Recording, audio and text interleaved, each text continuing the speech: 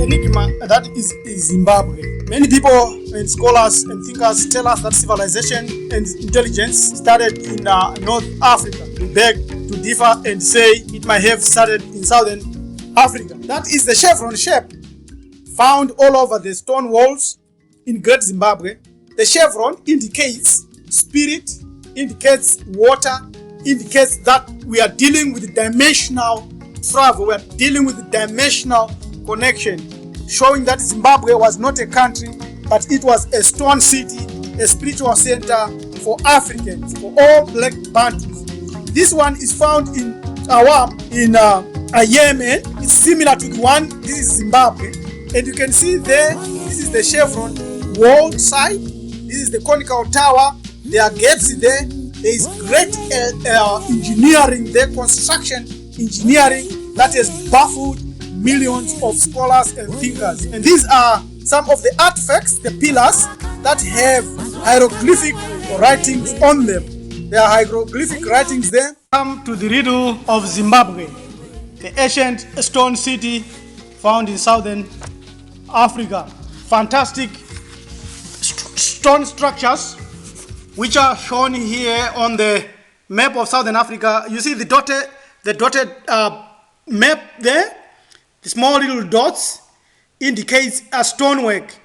This picture was taken in the 1970s, and thousands of Zimbabwe type structures that have been discovered in South and Central Africa. Same as Zimbabwe. So let us go on a journey to show the fantastic buildings, impressive buildings of ancient Zimbabwe. Ancient stoneworks. This is the first glimpse of the great impressive Great Zimbabwe Wall from a sketch by Miss Bent. This is coming from a book, The Lost City of Solomon and Sheba. Now, this again is the Lost City finest, most puzzling structure, a 10-meter high, dry stone, mortarless stones cut. This is a tower. Keep this in mind as we shall continue to embark to show that such structures were a common phenomenon in Africa. We now show here again the first maps of Great Zimbabwe, drawn rather well by the military commander of Rhodes Occupational Force, say John Wilbur, straight from that time. There have been two schools of thought that have always destroyed the understanding of Zimbabwe. The European one, which recognized the African or the Bantu as residents, but as primitive and as incapable of building such structures. Also, the European recognized that these came from Egypt and are similar with ancient Egyptian structures. But the black governments that have taken over have dismissed both theories and have remained with no theory at all. So, we saw here the three main patterns used for Zimbabwe culture. This is the chevron, which is the letter N or the wave, showing the spirit, showing that this place has something to do with the waves, with the spirit. We shall prove all that as we proceed to demonstrate and to show this great phenomenon. You see, these are the two structures found in Africa. By Africa, I also mean there is no Middle East. So this one is ancient Awam in Yemen, believed to be the temple of Queen of Sheba. It is identical to this one, which is also Zimbabwe. You can see that this part is the chevron pattern. This is the conical tower. These are the drains that were built in to drain water. This is the stone city, and over 15 or 20,000 people are reputed to have lived inside this city. Priests, metal workers, thinkers, kings lived here. Bantus, Africans, Negroes lived here.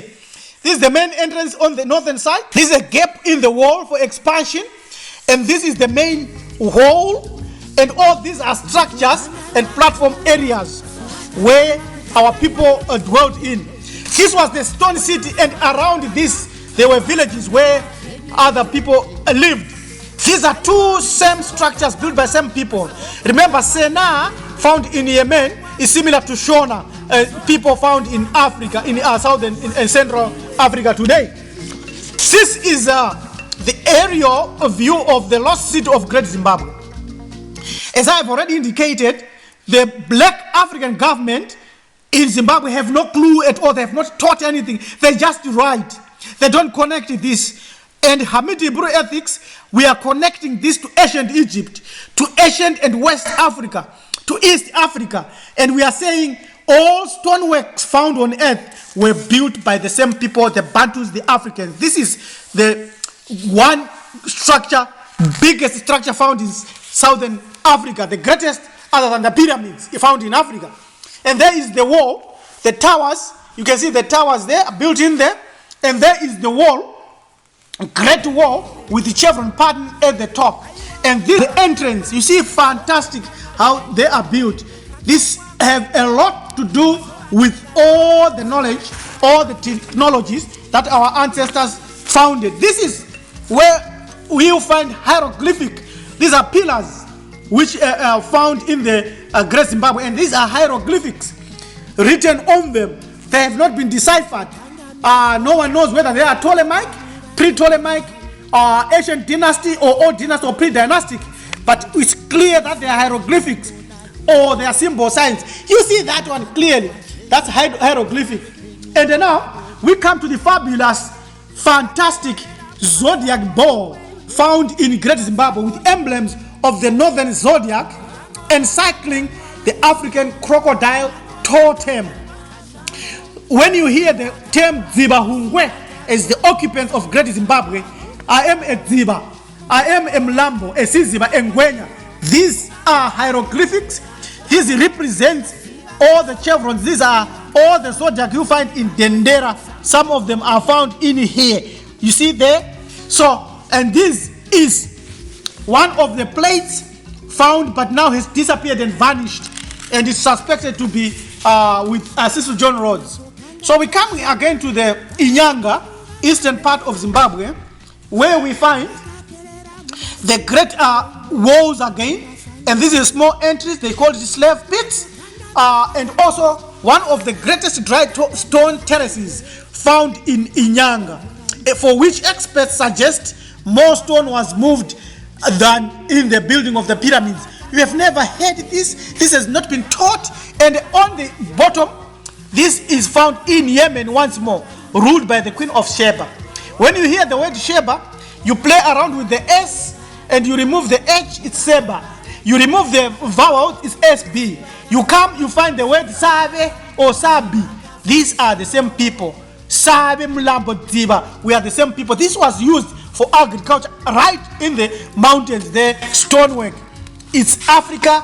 This is the final nail showing that the same people that built the pyramids are the same people that founded Zimbabwe. This is the so-called Zimbabwe, but with the chevron, with the sun discs and the crocodile. And this is Horesu, is right with the snake also, and all the building and structures. Same bed. This is same Horesu. They call him Horus. We call him Horesu, for the sky god, for the clouds, for the water, for the rains. So these ancient Egyptian versions and themes and Kashutish is the same things that are demonstrating structures here. This Hood Binyaminyami found in Zimbabwe, also found in Western Africa. This is the bed that we have dealt with. We have a video, and that is the gold ingot found in Zimbabwe, which was cast and found and tin mining in Cornwall in England, but it was found in Zimbabwe. Straightforward, these are the beds that we have dealt with, proving that they are not the beds. This is the mining, straight down, almost 400 meters down, and the works. And it is interesting that Theodore Bent, who is a European, the first one to go into Zimbabwe, found this similar to Diodorus, parallel to the ancient gold mining of in Mashonaland. As ancient gold working mines of Egyptian gold mines in Wadi Alaga, also given by Diodorus in his works. We conclude by showing this coin, which is the Phoenician coin of Byblos, showing a tower in the temple remarkably similar to that of Great Zimbabwe. Why? Because the Phoenicians, the Egyptians, the Ethiopians, the original ancient Greeks were all black people. This is what these interpretations by Europeans has missed. They think that the Egyptians were another race. They were black people, and also black governments have dismissed this. But these are all black people, black civilization. It is time for us to know the reasons why we lost, why Zimbabwe was destroyed. That's our king, that's Mugabe, Chief Mugabe. One of the royal lines in Zimbabwe, a Karanga. Yes, you see, these are the ancient people, but the European says the Karangas did not have typical African facial features. What a lie. What a lie. So, let us again understand that the adventures of the Europeans have destroyed and distorted information and knowledge. This is our knowledge, Zimbabwe is ours. Subscribe to our channel as we restore the truth. And now, in conclusion, there are two schools of thought that deals with this civilization. One is the European, which says no Africans can do this. And one is the African governments, which have totally ignored and have not put this in the psyche of humans, of black people, that we are the original founders. Back to our identity. This preacher Rabbi Elem Tumizulu. Thank you. Goodbye.